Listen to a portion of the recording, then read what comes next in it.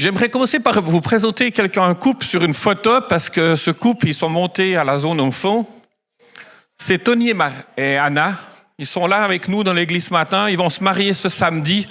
Donc, c'est leur dernier dimanche comme célibataires. Mais comme vous les verrez après, j'aimerais vous encourager à les féliciter, à prier pour eux. C'est un couple qui nous a rejoints il n'y a pas longtemps. Puis, j'ai eu la joie de pouvoir préparer leur mariage. C'est Luc qui va célébrer leur mariage samedi.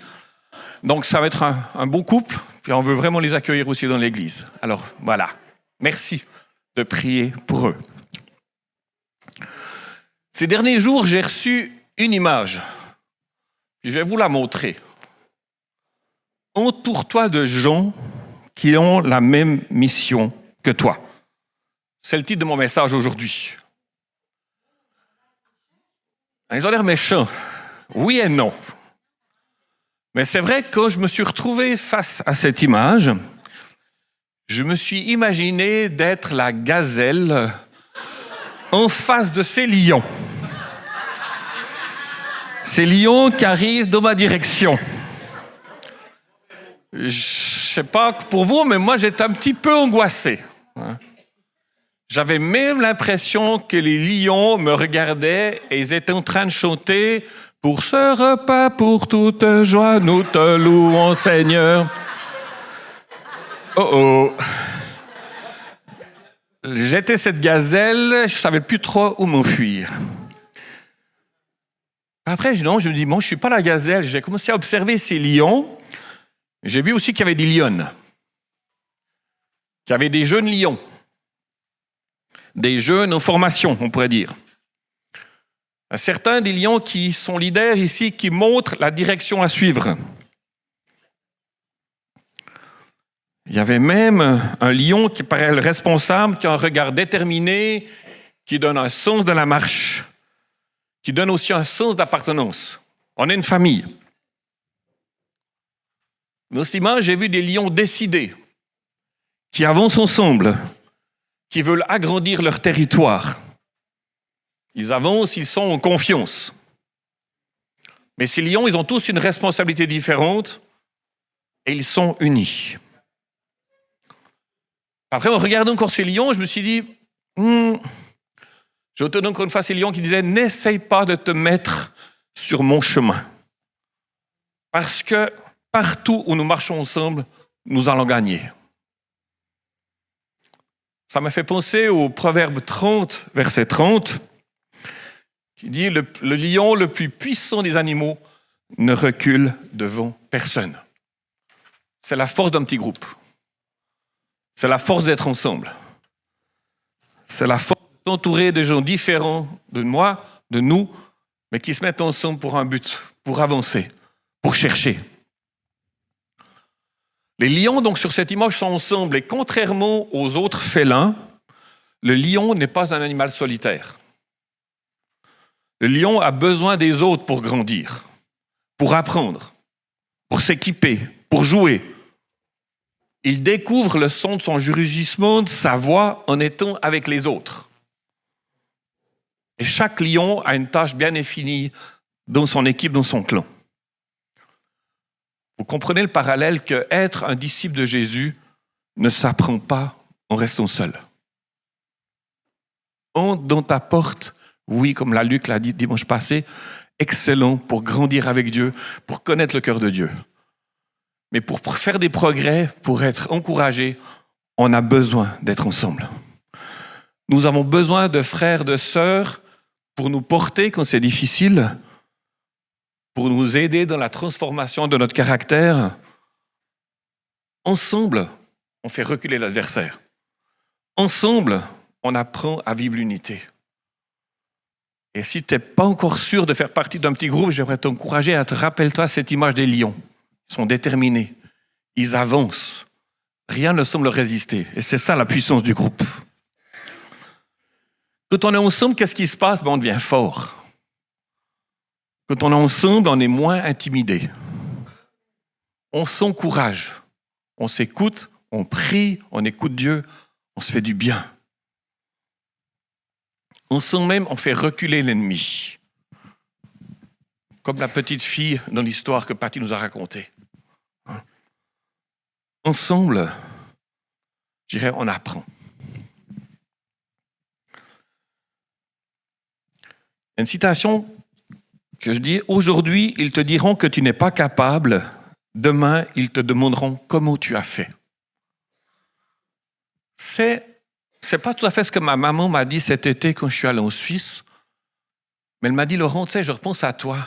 Toi, tu es l'aîné de tes frères, mais quand je regarde comment tu as grandi, toi, tu es toujours resté avec moi à la cuisine ou au salon, dans ta chambre en train de lire les livres. Mais tes frères, ils étaient toujours dehors en train d'explorer, d'essayer. Puis j'ai dit, Laurent, lui, quand il va grandir, il va rester près de moi. Il ne va pas trop aller loin de la maison. Mes 2 frères vont plutôt partir. Dans sa tête, c'était sûr que mes 2 frères allaient explorer le monde. Aujourd'hui, mes 2 frères habitent tout près de ma maman. Et moi, je suis parti au Canada. Elle me dit, il y a quelque chose de bizarre chez toi. Et des fois, on nous colle des étiquettes. On va dire que tu n'es pas capable. Mais quand on est ensemble, quand on cherche Dieu, tôt ou tard, on va nous demander, mais comment est-ce que tu as fait? Ben, ce n'est pas nous. C'est Dieu qui a semé quelque chose en nous, qui nous donne cet espoir d'aller plus loin. Je dois vous dire que tous les vendredis matins, dans mon groupe d'hommes, oui, c'est des fois pénible de mettre le réveil à 5h30. Pour certains, c'est normal, c'est leur quotidien, moi pas. Mais se retrouver à partager, ça me fait du bien. Que je partage une peur, quand je partage un sujet de prière, une blessure, ben je me sens moins seul. Je me sens moins vulnérable. J'ai osé ouvrir mon cœur là où je suis hésitant. Luc 6 nous dit que Jésus a choisi 12 disciples, non seulement pour bouleverser le monde, mais pour les avoir avec lui. Je dis, waouh, Jésus, le Fils de Dieu, il a eu besoin d'amis proches de lui, pour que Jésus puisse raconter sur son cœur, partager, former ses disciples. On sait que Dieu s'appelle Emmanuel, Dieu est avec nous, mais j'ai l'impression que Dieu nous dit, mais ça ne suffit pas. Dieu avec toi, oui, mais tu as besoin de frères et sœurs aussi.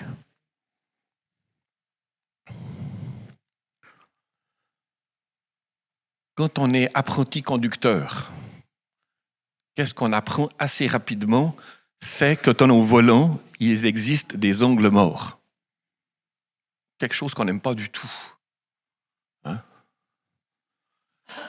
En jaune, c'est écrit « Si vous lisez ceci, vous êtes dans l'angle mort ». L'apprenti conducteur, il doit apprendre à tourner l'épaule, tourner la tête derrière son épaule, essayer de garder le volant bien droit. Je dois vous dire que même après 34 ans de permis de conduire, je ne peux pas rouler en négligeant les angles morts. Ça fait partie d'une habitude. On tourne la tête.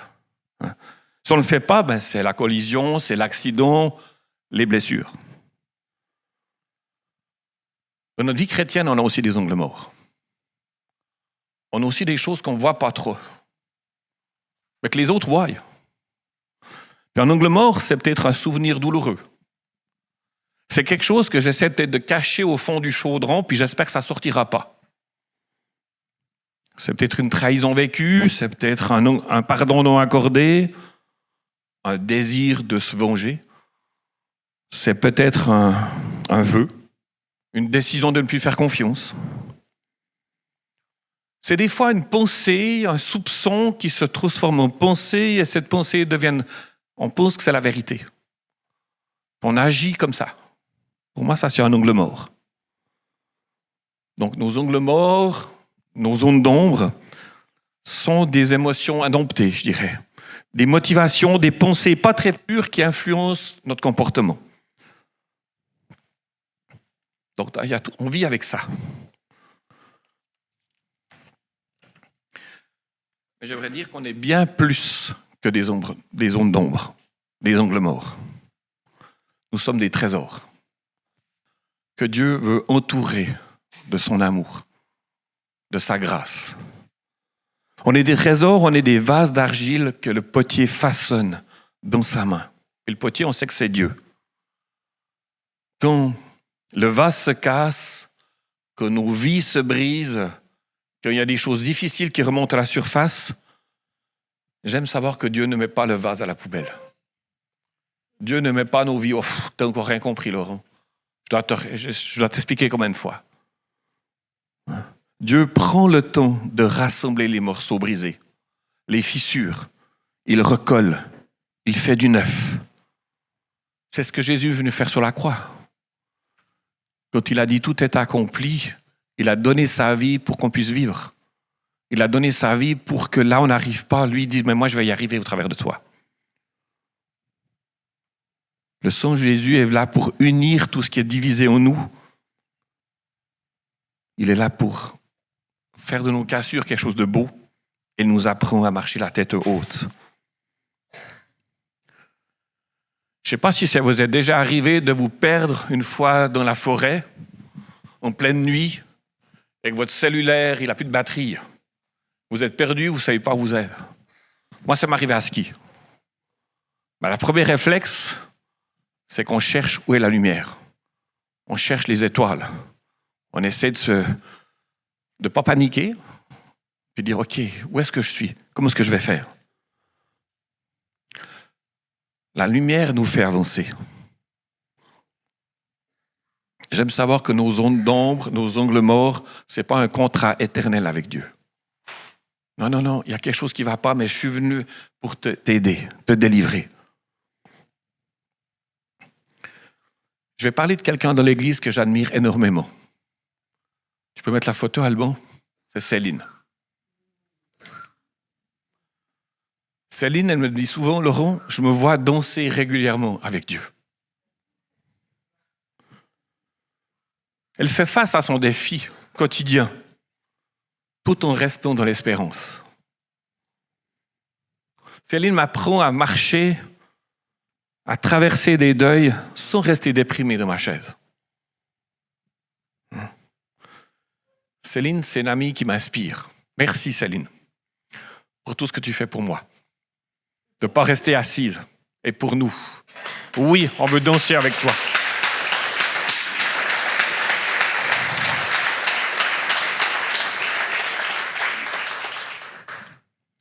C'est bien Facebook parce qu'on peut retrouver des photos qu'on n'a pas dans notre propre mémoire. Les petits groupes, c'est l'ADN de notre Église. Ça a commencé dans le salon de Luc et Lise. On est tous, en quelque part, le résultat de la prière de Luc et Lise dans leur salon. Et Dieu n'a pas additionné, Dieu l'a multiplié.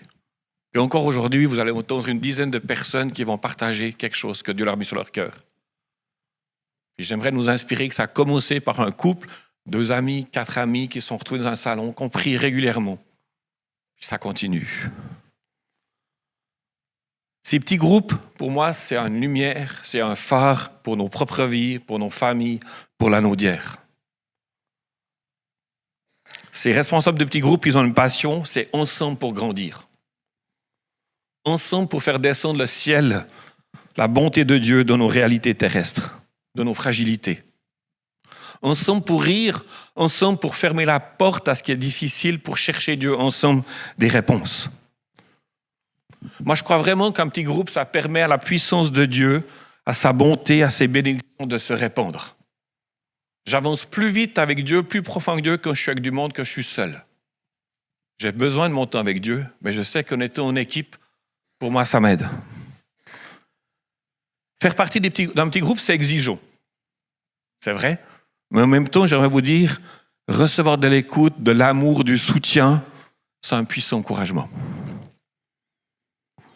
Et je pense que les amis dans le petit groupe, c'est un peu les angles morts de notre vie. Ils voient des choses qu'on ne voit pas toujours. Ils sont là pour nous aider. Ils sont là pour nous révéler la vérité de Dieu qui nous libère.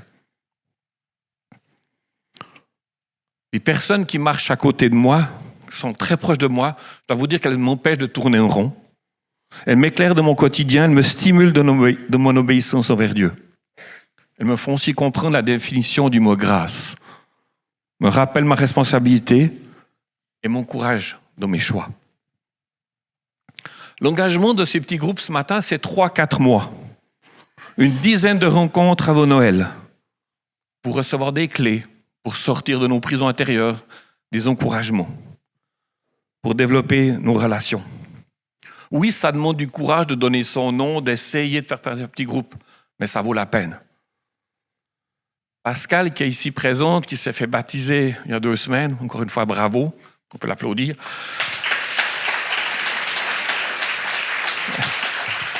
Elle a dit dans son témoignage, c'est vivre un temps difficile, mais quelqu'un m'a visité, quelqu'un m'a encouragé, m'a soutenu dans une période difficile. Elle s'est laissée rejoindre. Merci. C'est une vérité. Alors, dans mon culte personnel, je me dis 3-4 mois. Seigneur, est-ce un passage qui peut nous encourager? Puis on se dit, mais 3-4 mois, ça fait 10 ans que je lutte avec ça, c'est pas en 3-4 mois que tout va changer. Puis j'ai lu le livre d'Agée. C'est un petit livre dans l'Ancien Testament, un petit prophète, qui dure en fait 4 mois. Ce livre dure 4 mois. C'est des Juifs qui sont tout contents parce qu'ils ont été en exil à Babylone, ils ont été faits prisonniers. Puis bien des années plus tard, il y a un changement de gouvernement à Babylone. Et pour leur dire, mais maintenant, ceux qui veulent, les Juifs, vous pouvez partir, rentrer à Jérusalem de votre pays et vous allez reconstruire le temple de Jérusalem. Vous allez refaire de votre temple un phare pour les nations du monde entier. Alors beaucoup de Juifs se sont levés et sont partis. Yeah, on va aller dans notre pays. Donc le livre d'Agée, d'Esdras, nous montre un peuple zélé, un peuple travaillant, un peuple motivé. Ils désirent vraiment reconstruire le temple parce qu'ils veulent que les nations autour d'Israël voient que leurs vies ont été transformées. Ils veulent voir que le temple devienne un chandelier pour le monde entier. Leur zèle a bien commencé, puis petit à petit, leur amour s'est refroidi. Relâché leurs efforts, ils ont baissé la garde. Ils n'ont plus été vigilants. Ils ont écouté des voix de l'intimidation. Oui, mais à quoi bon? Pourquoi te rassembler? Ça ne change rien du tout. L'indifférence les a touchés et ils se sont installés, je dirais, dans leur confort. C'est comme quand quelqu'un est motivé de faire du fitness, il arrête 3 mois, après quand il recommence, les muscles sont éteints. Très difficile de se remotiver. Mais ces Juifs sont dans cette même attitude. Ils étaient zélés, puis tout d'un coup, ils ont laissé les choses envahir leur vie, puis ils ont mis Dieu un peu de côté. Ça a duré 16 ans. Leur situation a empiré en 16 ans. Agée nous dit que leur économie est devenue difficile. Les saisons n'étaient plus censées ce qu'elles devaient être. Ça veut dire que tu sèmes, au lieu de t'attendre à des belles récoltes, tu ne récoltais pas grand-chose, à cause de la météo, entre autres. Leur travail était mal récompensé. Puis Dieu leur explique les raisons de leur vie sans fruit. Vous avez mis de côté Dieu. Là, il y a eu ces 4 mois qui commencent. Puis Dieu les appelle. Avant de lire ce texte d'Agée, j'aimerais dire qu'une vie chrétienne sans faire partie d'un petit groupe, pour moi, est une vie en danger. Je suis un peu cru là, mais je crois vraiment qu'on a besoin les uns des autres pour nous encourager. Les soucis, les préoccupations, les priorités plus ou moins bonnes vont remplir nos agendas. Puis ce que j'aime bien avec Dieu, c'est qu'à chaque génération, Dieu envoie à nouveau son esprit pour que sa mission de remplir la terre de sa gloire continue.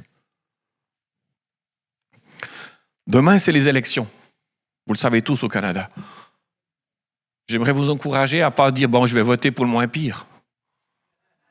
C'est un peu ce qu'on a tendance. C'est vrai, malheureusement. Mais demandez à Dieu, ceux qui n'ont encore pas voté, « Seigneur, c'est qui le candidat qui porte tes valeurs? Comment est-ce que tu vois mon pays, le Canada? Qu'est-ce que tu veux amener? » Puis plaçons notre confiance en Dieu et pas envers notre député, notre futur Premier ministre. Prions pour nos autorités, oui. Mais Seigneur, on peut voter. Agée. Alban, tu peux nous lire Agée? Voilà. Je vais vous lire quelques versets dans le livre d'Agée. Si jamais c'est 2 chapitres, ça se lit très vite.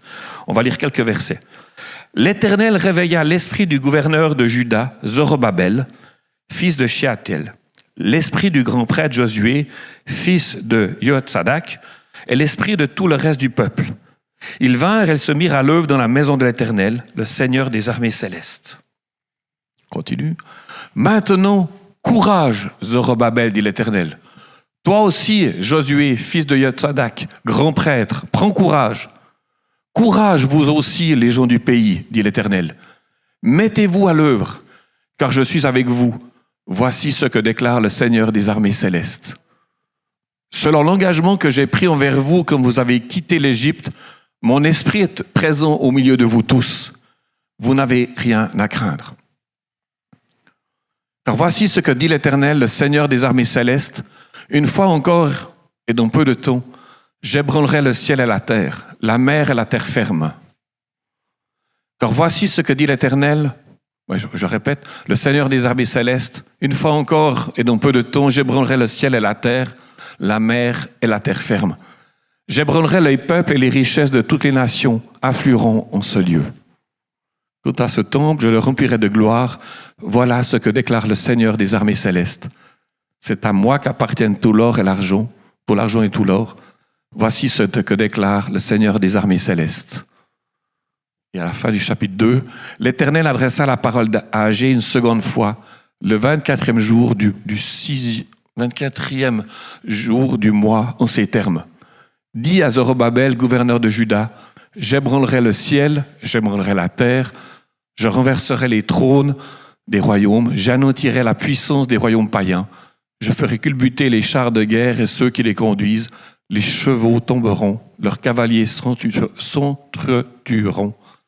En ce jour-là, déclare l'Éternel, le Seigneur des armées célestes, je te prendrai, Zorobabel, toi, fils de Shealtiel, mon serviteur, oui. L'Éternel le déclare, je ferai de toi comme le sceau qu'on porte au doigt, car moi je t'ai choisi. Voilà ce que déclare le Seigneur des armées célestes. Zorobabel, c'est le descendant de David. C'est un roi qui a le titre, mais qui n'a pas vraiment de fonction. Puis Dieu le réveille. Josué, c'est le souverain sacrificateur, c'est le responsable spirituel de tout Israël. Il peut fonctionner seulement quand un temple est bien construit. Puis tout le reste du peuple, c'est tous les Juifs. Dieu réveille. Ça fait du bien. Hein? Dieu réveille, ça veut dire quelque part, tous ces gens-là se sont laissés endormis. Ils sont endormis. Puis être endormi, c'est se laisser faire, c'est laisser faire les choses, c'est être passif. C'est des fois pour moi, malheureusement, manger des peanuts à 22h30 au lieu d'aller au lit. C'est baisser la garde. C'est pas prendre au sérieux le mandat de Dieu. C'est comme ça, puis ça va pas changer. Puis je peux peut-être faire ma petite prière, ma lecture, mais voilà. J'y crois plus trop. Dieu réveille. J'avoue que c'est plus facile de rester réveillé quand je suis avec des amis qu'être tout seul. Mes amis m'aident, me stimulent à vivre dans l'excellence. Puis quand Dieu réveille, on devient un autre homme. Il y a quelque chose qui se passe. Alors si ce matin tu hésites à faire partie d'un petit groupe, moi je pense que c'est l'esprit qui est en train de te dire « Vas-y, je veux t'apporter quelque chose ». Quand Dieu réveille, Dieu donne l'onction. Dieu donne la puissance. Et tout ce que Dieu veut faire, il veut le faire par son esprit. Donc il réveille, donne la force et il réveille plein de monde autour. C'est ça que je trouve intéressant. Il réveille Zorobabel, il réveille Josué et tout le peuple. C'est rarement une seule personne. Puis ce qui est extraordinaire, c'est que Zorobabel reçoit le réveil. Vas-y, continue ta mission de bâtir le temple et il va la terminer. Proverbe 3 nous dit « Dieu donne la santé, de la force à nos muscles et rafraîchit nos os. » Avec le peu d'énergie que nous avons, le Seigneur peut faire de grandes choses par son esprit. J'ai bien aimé cet homme qui essaie de porter, il n'arrive pas tout seul. Il a une initiative, je vais essayer. Mais c'est un peu Dieu ça. Dieu dit « Ok, tu fais un effort, mais moi je suis là, puis je vais t'aider à aller plus loin. »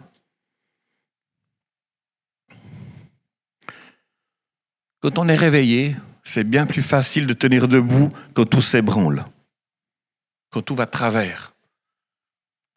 Zorobabel est averti par Agé que le ciel et la terre vont être ébranlés, que l'économie va encore changer, que les gens vont avoir des difficultés, que le climat va être bouleversé.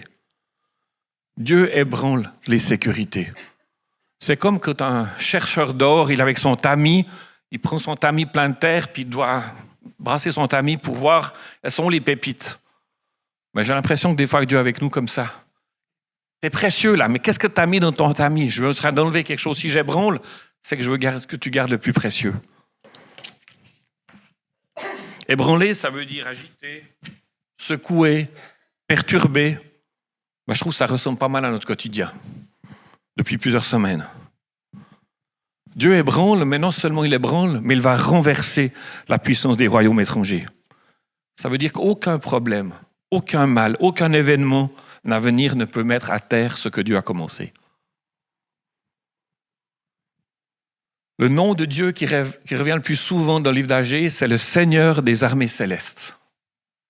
C'est comme si Dieu nous dit, mais vous êtes dans un combat. Je suis le général en chef, je vous ai donné un ordre de marche, je vous demande d'avancer, puis avec moi, vous serez victorieux. Oui, je vais ébranler, ça fait partie de ma stratégie, mais je vais vous ramener dans ma maison. Je vais vous ramener en sécurité pour que vous puissiez témoigner de qui je suis.